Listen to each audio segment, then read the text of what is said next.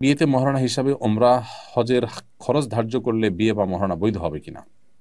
বিয়েতে মহারণা হিসাবে ওমরা করানোর শর্ত যদি দেওয়া হয় যে স্বামী ওমরা করাবেন, তাহলে সেক্ষেত্রে সেটা অবশ্যই জায়েজ হতে পারে। এবং এটা যেহেতু একটা ফিগারের মধ্যে আনার মতো বিষয়, তাহলে এইটি আপনার বিবাহের জন্য মহারণা হিসাবে ধার্য হতে পারে। বিবাহ বৈধ হবে এবং এই মহারণাও সঠিক বলে বিবেচিত হবে এবং এটি আদায় করতে হবে স্বামীকে। একের পর এক বিপদ আসতে থাকলে তখন কি কোনো হুজুরের শরণাপন্ন হওয়া যাবে? একের পর এক বিপদ আসতে থাকলে তখন আল্লাহর শরণাপন্ন হবেন, কোনো হুজুরের শরণাপন্ন হওয়া নয়। হুজুর আমাদেরকে বিপদ আপদ থেকে উদ্ধার করাবার জন্য কোনো আল্লাহর পক্ষ থেকে কোনো অথরাইজ ব্যক্তি না। একজন হুজুর তিনি আল্লাহর কাছে দোয়া করতে পারেন, সেই হিসাবে আপনি আল্লাহর দিকে মনোনিবেশ হওয়ার পাশাপাশি কোনো হুজুর বা কোনো আলেমের কাছে দোয়া চাইতে পারেন যে ভাই আমার জন্য আপনি দোয়া করেন, হুজুর আমার জন্য একটু আল্লাহর কাছে বলেন। তো আপনি দোয়া করলেন, তিনিও দোয়া করলো।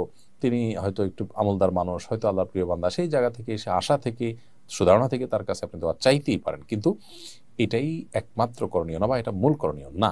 আপনার করণীয় হবে আল্লাহর কাছে দোয়া করা, হুজুরের কাছে শরণাপন্ন হবেন না, আল্লাহর দিকে আপনি ধাবিত হবেন। আমরা নামাজের মধ্যে বলে থাকি ইয়াকা না'বুদু ওয়া ইয়াকা নাস্তাইন, আল্লাহ আপনার কাছে, আল্লাহ আপনার ইবাদত করি এবং আপনার কাছেই সাহায্য চাই। সো সাহায্য প্রার্থনা হবে বিপদ আপদে আল্লাহর কাছেই।